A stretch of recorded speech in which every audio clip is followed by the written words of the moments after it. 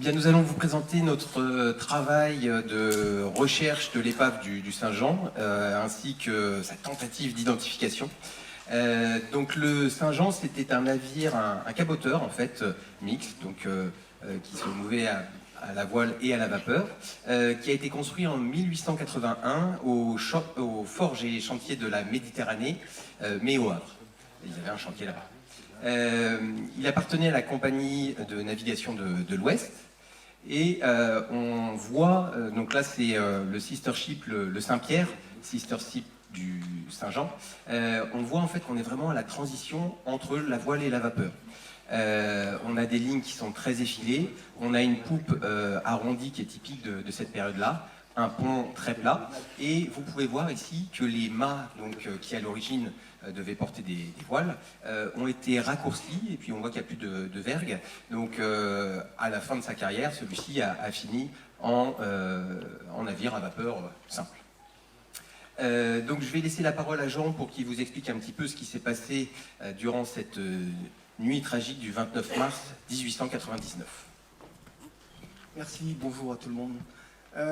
Avant d'attaquer sur cette partie archives, je tiens à remercier certains contributeurs qui sont dans la salle, qui partagent leurs archives. Le fait n'est pas classique, donc il faut le souligner. Ils se reconnaîtront.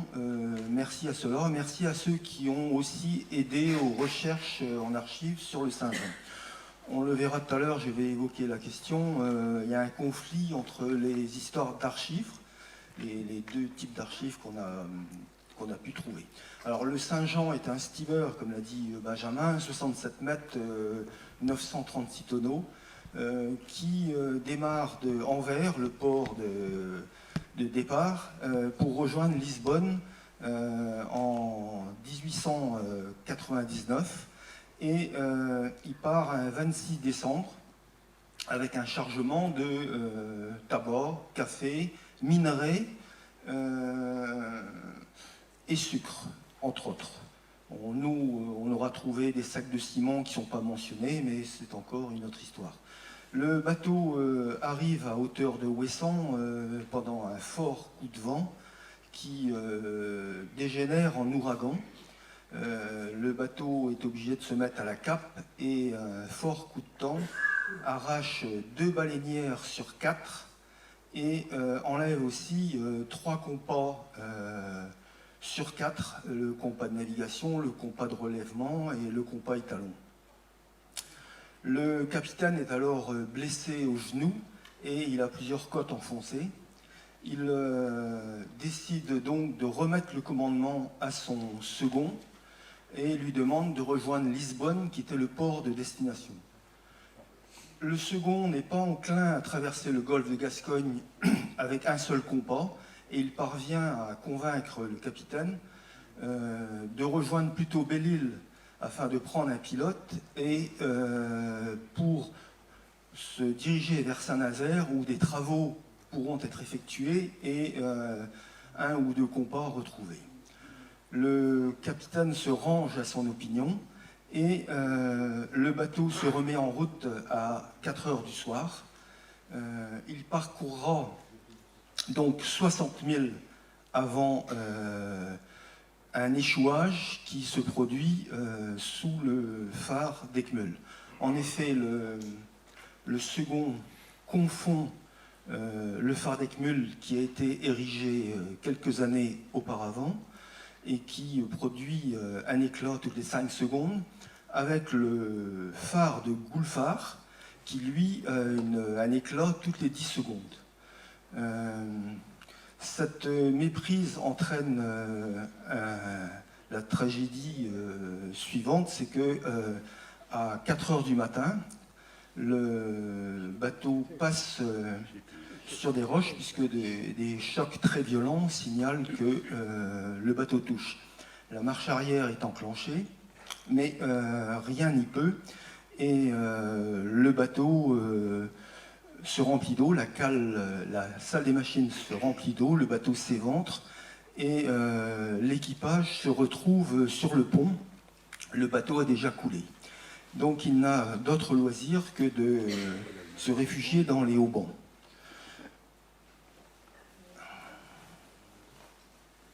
On va retrouver le fil, ne vous inquiétez pas. Ah oui, oui. Alors, il est donc 4 heures du matin par une nuit très noire. Et l'équipage réuni sur le pont est dans les haubans.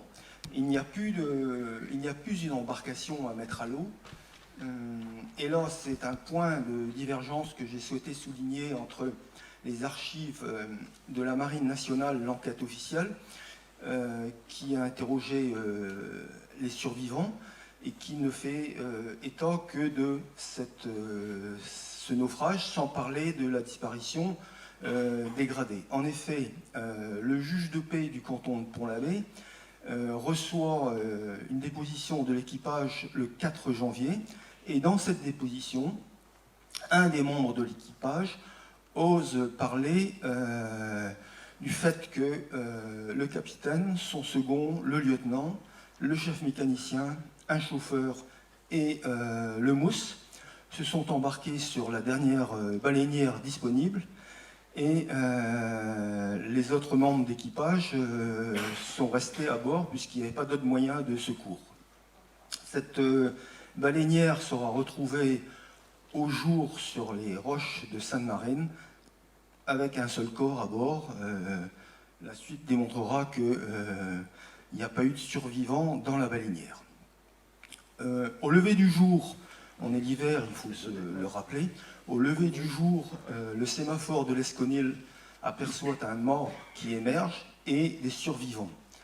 Il s'empresse de donner l'alerte aux bateaux de sauvetage de l'Esconil et de Quérity, et en même temps prévient le Guilvinec qui, de son côté, arme 2 bateaux de pêche et les met à l'eau. Les bateaux de pêche arriveront les premiers sur site. Il récupère 2 hommes quand le bateau de sauvetage de Quérity les rejoint. Le bateau de sauvetage de Quérity prend la main, et le bateau de l'Esconil, lui, arrivera 3 heures plus tard parce qu'il est vent et mer debout. Le spectacle qui s'offre aux sauveteurs est assez impressionnant puisque la grappe humaine est toujours accrochée dans les haubans. Un des hommes a eu la tête éclatée avec une poulie du mât de charge et pend le long du bord, accroché par les pieds. Les survivants sont tous embarqués sur les bateaux de secours, et décision est prise de rejoindre le Guilvinec parce que c'est le port le plus proche, et ils sont réchauffés tant que se peut à bord le temps du transit. Ils seront hospitalisés dans l'auberge de Veuve Stéphane, où ils seront habillés parce qu'ils étaient effectivement à moitié nus, transit froid et mouillé bien sûr. Ça c'est pour la partie humaine. Quelques temps après ce naufrage, la compagnie propriétaire du bateau délègue une équipe de scaphandriers pour théoriquement retrouver le corps du capitaine, ce qui est assez étonnant puisque normalement le capitaine, les témoins pensent l'avoir vu embarqué sur la baleinière, récupérer une partie des machines qui n'ont que 2 ans et sauver peut-être une partie de la cargaison. Cette partie est assez troublante aussi puisque le bateau était assuré complètement en perte totale, donc il n'y avait pas vraiment de raison de récupérer la machine. Le corps du capitaine, on pense que ça aussi c'était sans raison objective.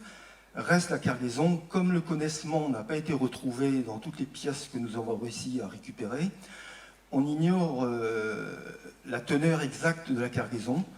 Le bateau venait d'Anvers, comme je l'ai rappelé. Bon, on peut se poser des questions sur le minerai qui est évoqué. Et Benjamin, qui va prendre la suite, va peut-être nous expliquer si, dans les fouilles qui ont été autorisées, on a retrouvé des carats diamantifères, mais ça c'est un autre aspect de l'histoire. Voilà, tu as la charge de t'en sortir. C'est ça. Ouais. Merci Jean. Donc, quelle raison on s'est intéressé à la recherche de ce navire? Déjà parce que la chronologie nous plaît bien, on est au début de l'ère de la vapeur, et qu'il y a peu d'épaves en fait vierges de cette période-là qui ont été étudiées. En plus, c'est un naufrage qui ayant eu lieu proche de la côte, il a laissé beaucoup de traces dans l'esprit des locaux, et il a fait couler beaucoup d'encre. Encore récemment, ça c'est un extrait de l'excellent livre de Roland Chatin, Tempête et naufrage en pays bigoudin, dans lequel on apprend que les gens du Guilvinec ont même écrit une complainte en breton qui rapporte le naufrage du Saint-Jean sur les roches Camouk. Donc là, je viens de vous donner un premier nom de roche. On va faire juste un petit point géographique pour que vous puissiez bien suivre l'histoire. Donc, vous voyez le laser? C'est bon? Ouais. Donc, ici, vous avez les roches Camouk. Ici, vous avez les Fourches, on est au sud du Guilvinec. Alors, les Fourches est connu depuis très longtemps comme étant un piège à bateau. On recense pas moins de 5 vapeurs qui se sont mis sur les Fourches.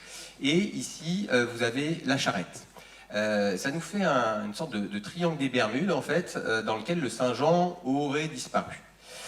Quand on regarde les données des sémaphores, on a donc les données des sémaphores du Guilvinec et de l'Esconil. Les informations qu'ils nous indiquent nous donnaient plutôt une épave qui était située sur la Charrette. Donc là, vous avez les Fourches en bas à gauche et Camouk ici. Et la chanson nous indiquait plutôt une zone d'échouage ici. Donc le Saint-Jean, on l'a cherché très longtemps, on n'était pas les premiers à le chercher, et à chaque fois, en fait, on cherchait dans ce fameux triangle, alors peut-être pas des Bermudes, mais du Guilvinec en tout cas, sans aucun succès. Alors il y en a plein d'autres, des épaves, dans ce coin-là, mais on n'avait pas notre Saint-Jean. Du coup, on a essayé d'avoir des sources un petit peu plus précises que les seuls articles de journaux. Et donc, c'est grâce à l'excellent travail de Gérard Filou, qui a fouillé énormément les archives, notamment en région parisienne. On avait une cote d'archives qui nous avait été confiée par Gérard Bousquet, qui nous indiquait en fait qu'il y avait un dossier complet sur le Saint-Jean. Donc, on a envoyé Marie-Hélène Guyot-Rouleau aux archives de Paris et à la BNF. Elle a trouvé effectivement ce dossier complet. Alors quand je dis complet, c'est vraiment, on avait toutes les informations nécessaires sur le Saint-Jean. Donc il y avait les interrogatoires des marins. Comme l'a dit Jean, en gros c'est un copier-coller, tous les marins disaient exactement la même chose, sauf que quand on regarde les archives du juge de paix, on se rend compte qu'il y en a un qui l'a ouvert un petit peu plus que les autres et qui a un peu dénoncé les gradés qui étaient montés dans la chaloupe. Bien mal leur en a pris parce qu'effectivement ils ont tous disparu. Et on avait également un rapport de l'administration qui nous indiquait que 2 jours après le naufrage, ils s'étaient rendus sur zone et qu'ils avaient constaté que seuls les mâts dépassaient, ainsi que le haut de la cheminée. Alors on s'est dit, le haut de la cheminée, ça c'est un bon indice, c'est quand même assez précis. Et en plus, dans ce dossier, formidable, on avait une carte digne d'un roman de pirate avec une croix. Vous voyez, là, il y a marqué Saint-Jean, on a une flèche, une croix et Rocher Camouk. Et on se rendait compte que sur cette carte, l'épave du Saint-Jean était plutôt indiquée comme étant à l'ouest de Camouk, alors que nous, on l'a toujours cherché à l'est de la roche Camouk. Donc, du coup, on a regardé d'un petit peu plus près ce qui se passait du côté des rochers Camouk. Et en regardant d'un peu plus près, on a trouvé Talarvraz. Et là, on s'est dit bingo. Pourquoi? Parce que Talarvraz, en breton, ça veut dire le trou du mât. Donc on s'est dit les mâts dépassés, le trou du mât, voilà, c'est bon, facile. Bon, non, il n'y a que des cailloux et des laminaires à cet endroit-là, il n'y a pas d'épave. Donc on a creusé un petit peu plus et on s'est intéressé à cette information du haut de la cheminée qui dépassait. On avait cette seule et unique photo en notre possession du Saint-Jean, qui était conservée au musée de la Marine à Brest, mais qui a mystérieusement disparu. Heureusement pour nous, des publications avaient déjà été faites avec cette photo. Et on voit ici qu'il y a un homme qui pose fièrement sur le haut de la timonerie. Donc on a regardé la hauteur d'un homme moyen en 1900, elle était de 1,60 m. On connaissait d'après les registres des bureaux Veritas le tirant d'eau et la hauteur de coque, on était à 4,70 m. Donc on a estimé, en fait, en comparaison, la hauteur de la cheminée qui nous donnait 7,20 mètres. On avait donc la hauteur de notre bateau, on savait que la cheminée dépassait. Il nous suffisait de voir sur les marées du Chaume si à la date donc on était le 1er janvier, je crois, à l'heure à laquelle ils sont allés visiter l'épave, quelle hauteur d'eau on avait. Et du coup, ça nous donnait une hauteur sur laquelle il fallait rechercher de 10 à 12 mètres sur les cartes. Donc, on s'est positionné à l'est de Kamouk, là vous avez les roches Kamouk, et on a repéré sur la carte tous les fonds qui avaient cette profondeur-là. Ensuite, on a tracé une zone de recherche, parce que il y a toujours une incertitude, forcément, sur les cartes, c'est normal.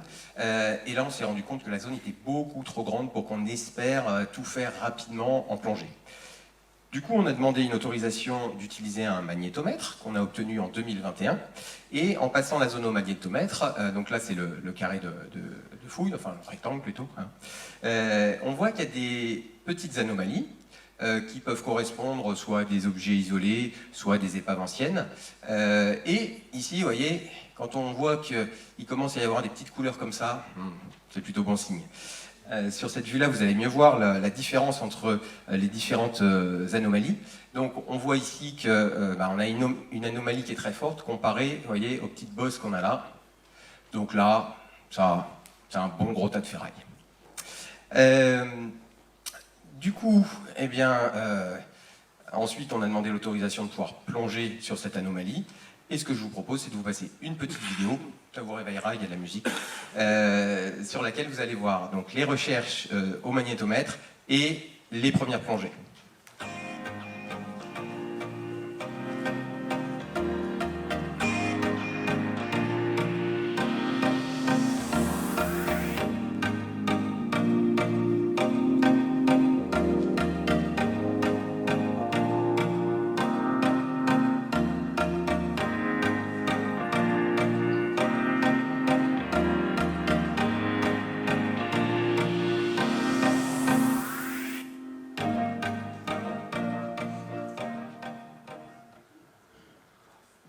Quelque chose.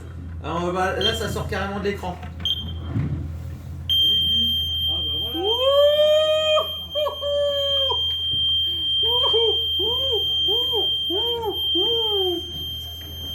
Oh là, on a plus de 50, ça pète tout. Il y avait de l'enthousiasme.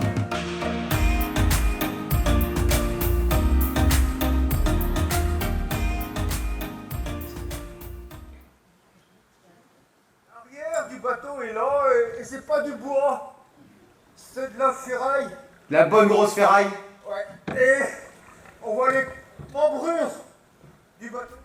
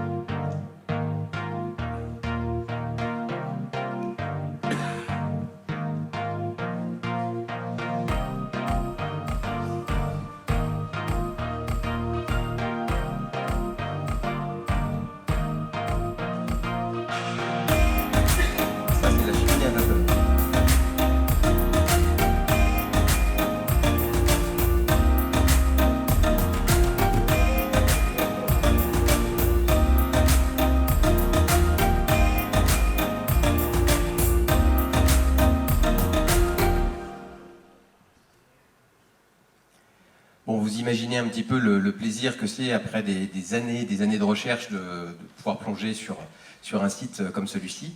Ce qui nous inquiétait en fait, c'est que on avait la chance d'être sur une épave vierge de cette période-là. Il y en a finalement pas tant que ça qui ont été étudiés, parce que ça intéressait moins précédemment, et puis maintenant que ça commence à nous intéresser un petit peu, on se rend compte que ils ont déjà quasiment tout été visités. Donc ce qui nous inquiétait, c'est qu'on était vraiment pas loin du Guilvinec, à côté du Chenal, et qu'on avait vraiment, alors on était peut-être un peu parano, mais on avait vraiment l'impression qu'il y avait plein de bateaux qui nous tournaient autour, et voilà, avec le risque de voir tous ces indices, toutes ces informations disparaître.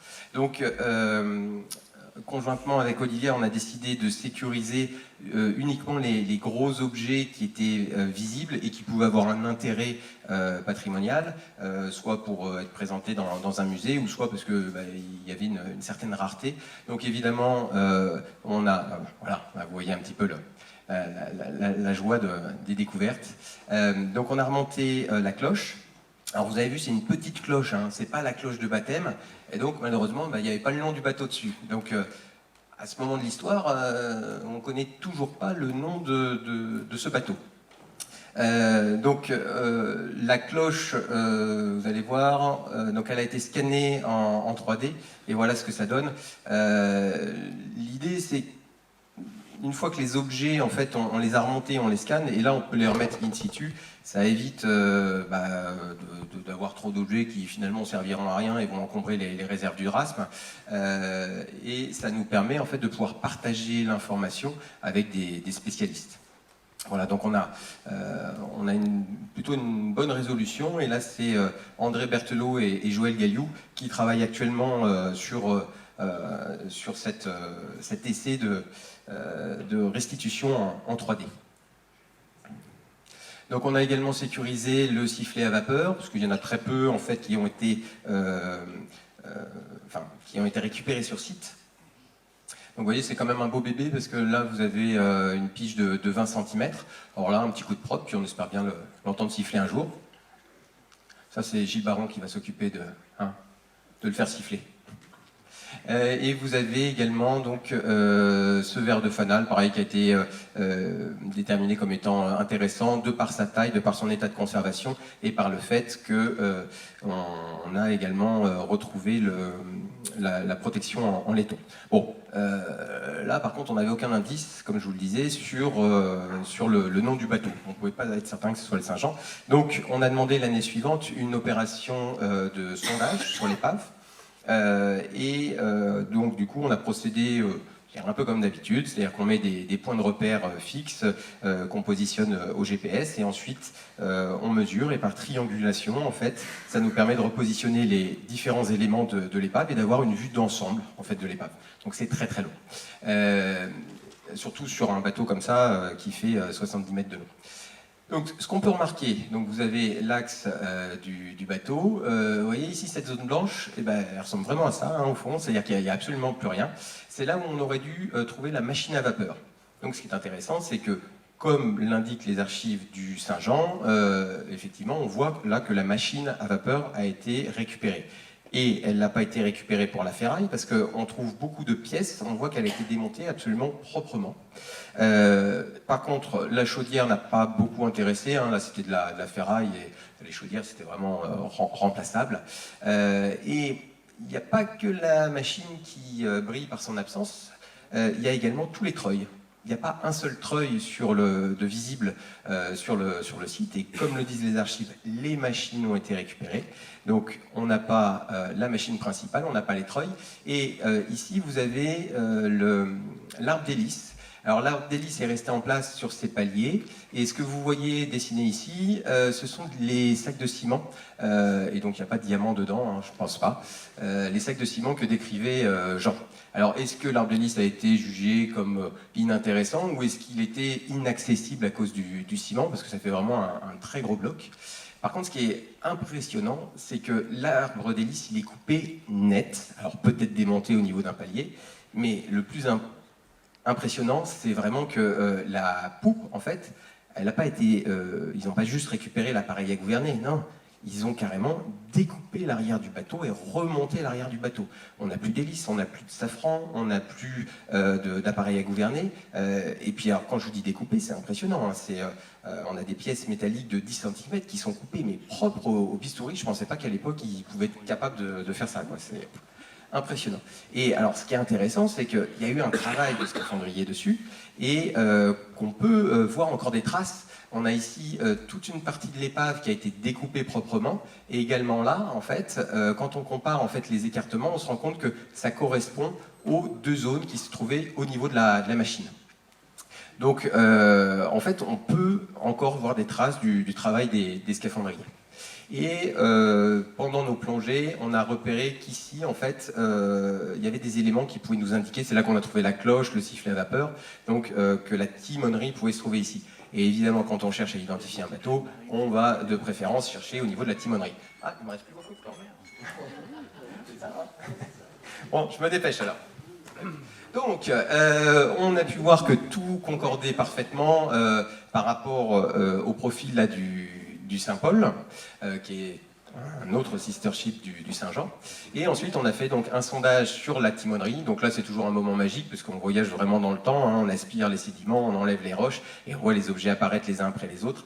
Et ce sondage nous a vraiment laissé une moisson d'objets incroyables, notamment ces monnaies qui sont très intéressantes, parce que ça permet une datation. Alors, je ne sais pas si vous avez arrivé à reconnaître, ce sont deux Napoléons, un 5 centimes avec le profil de l'aigle et un 10 centimes avec, voilà, ça se voit pas beaucoup, il y a le profil de Monsieur l'Empereur Napoléon.